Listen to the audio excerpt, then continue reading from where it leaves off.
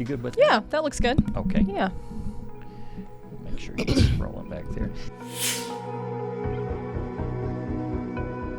Welcome to Inside Look. I'm Jeff Lyons, joined by Jamee French. Actually, this is your second trip now on Inside Look. We've been having some guests back, but a lot's changed with you since I talked to you back in January. You want to fill us in? Oh, absolutely. Yes. So I was previously on 14 News Sunrise, of course, on our morning show for about 3 years.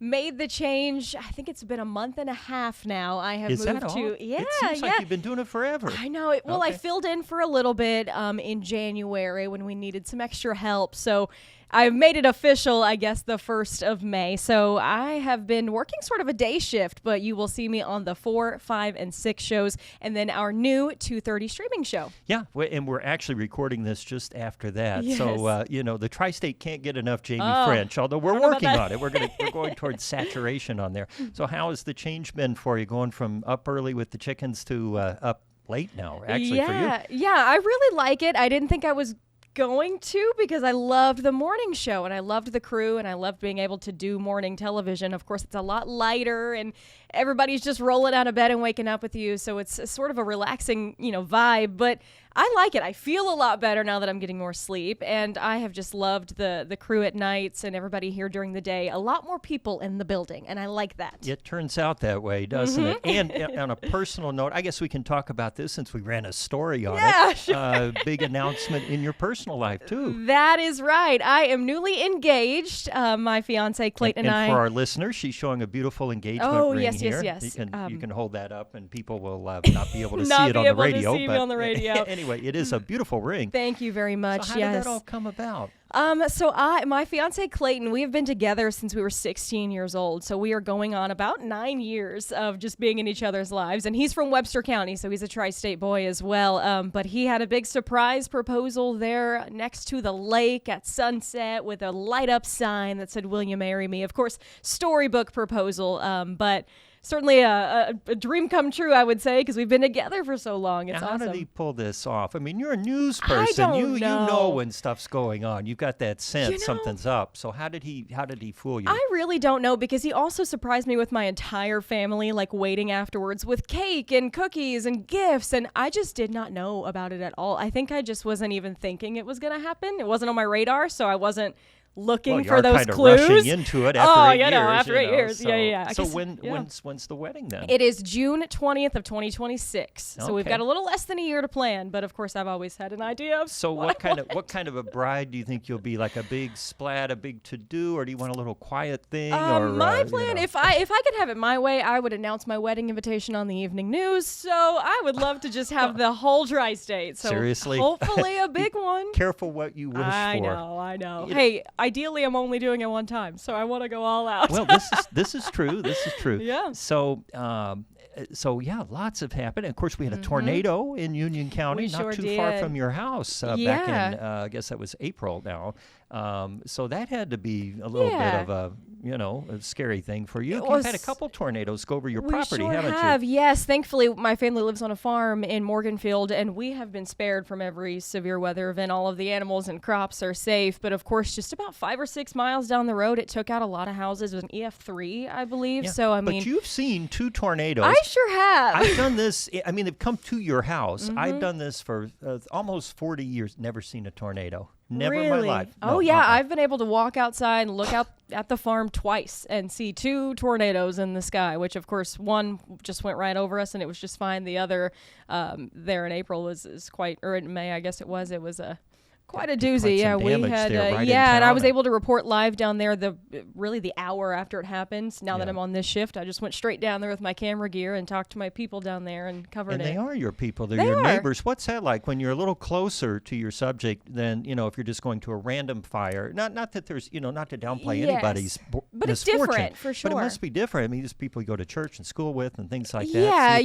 It certainly hits home. I mean, you don't like to see the people that you love and that you've grown up with and have been raised around hurting and going through such a devastating time like the tornado. But in a way, I think I have a benefit of being able to connect with them a little bit more than I would just a stranger, because they know me and I know them. And I think that helps, my interviewee connect with me more, and we're able to tell a really good story out of it, and hopefully help them, get some assistance and things like that. And you go by all of that every day, so has it pretty much healed? Yes, and the pretty rebuilding much is everyone continuing? has decided to rebuild in that exact same spot, the same houses even that they had before, same blueprints. So we've really rebuilt there, and all the mess is cleaned up. It looks great. Yeah, and I saw our story. It might have been your story that we ran. How everybody turns out to help. Especially in a farming community, people have equipment, backhoes and chainsaws and all that, and that even after or as the tornado was moving out of town, they were already hearing chainsaws. My dad and brother were two of those. They were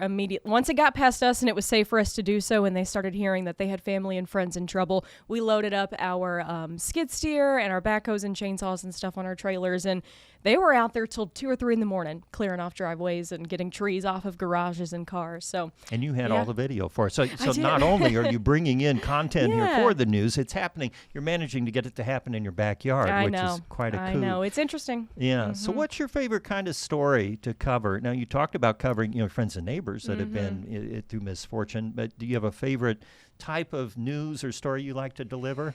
I don't get too much into the investigative side. I like something that I can educate people about. I love to tell farm stories because it's all around us, but there's quite a lot of people in the community who don't know a ton about agriculture, even though it's growing in their backyard. So if I have the opportunity to teach someone something in my stories, that's really the type I like. And you were doing Down on the Farm for a while, didn't they? But that went on hiatus for a period. Probably couldn't get a sponsor or something. The stuff comes and Well, goes. and then with the winter, farmers weren't really out planting and things like that. So I hope to pick that back up, especially as we inch closer to harvest. And you're a little busier now. I am. You're here all day and all evening doing this. But we saw a lot of the stories, of course, that you were doing on the farm, and they were interesting. Get to go out there and show us. But people really, I don't know. And, I've had cornfields in my backyard growing up. I mean, I had a general idea what went on, but I didn't really get a sense for it until I was an adult, and my daughter was friends with a farmer's daughter, and we got to know the parents. Really, that's the best way to learn. It's just from friends who have such a deep history with it. So, and I've been doing some pieces on the new midday show,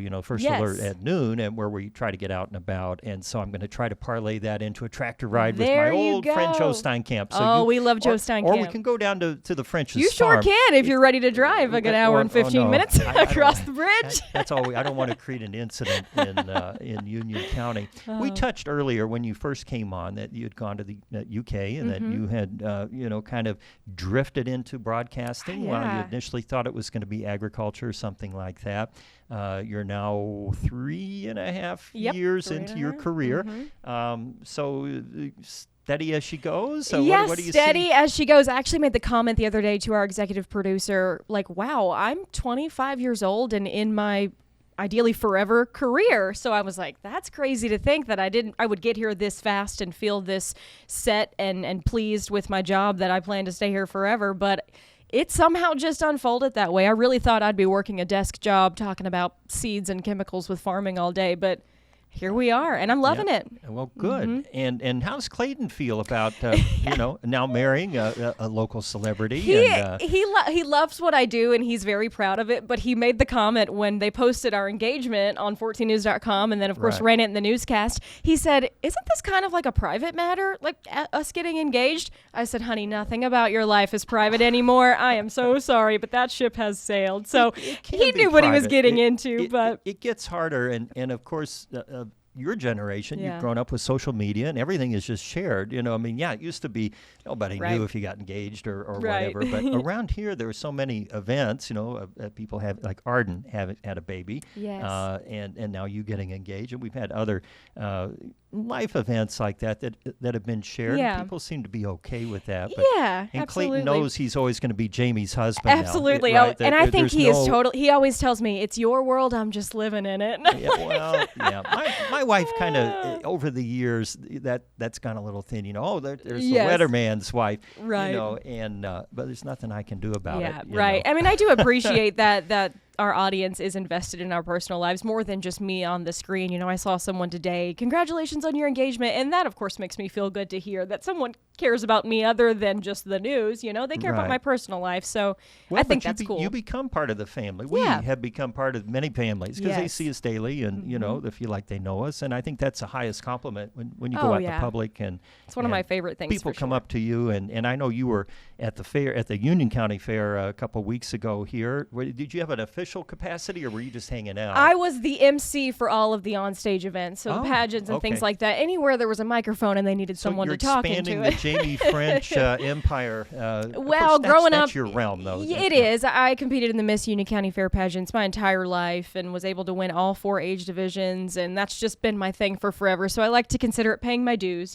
giving back to the young girls on stage. So when you're the Fair Queen Emeritus, then you come back, and what do you have to do then? Do they treat you any differently than just the rank and file fair goer? They kind of do. They certainly were like, do you need any water? Do you need anything? But I was like, I'm here to help you guys, trying to rally up the kids backstage, getting them lined up. So I was like, I'm the helping hand here. So and it was a little toasty that week, wasn't it? Really hot. Yeah, I made the mistake of wearing denim overalls to the fair one day. That's a good look until you pass out. I was about to faint in the summer heat for sure. Oh boy! But they had a successful fair, and of course we're ramping up into that season here all summer, which is a good time of the year to get the 4-H kids. I helped a 4-H'er on his weather poster.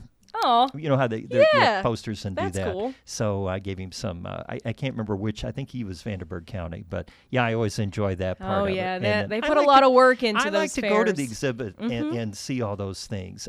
I think I had to judge it once or twice, and that was hard. It was really hard because they're all good, you know. And I don't want to not give everybody an A or a blue ribbon, but you have to draw the line somewhere. Yes, I used to win awards for my white corn. The white ears of corn that I would turn in. I would always win state awards for those, actually. I used to show my sheep as well, but they really weren't prize-winning sheep. So what sets a white corn apart from a really good white corn to an award-winning white corn? I think they measure each individual. I really don't know what goes into it, but they're measuring each individual kernel, and of course the color. Is it have a yellow off?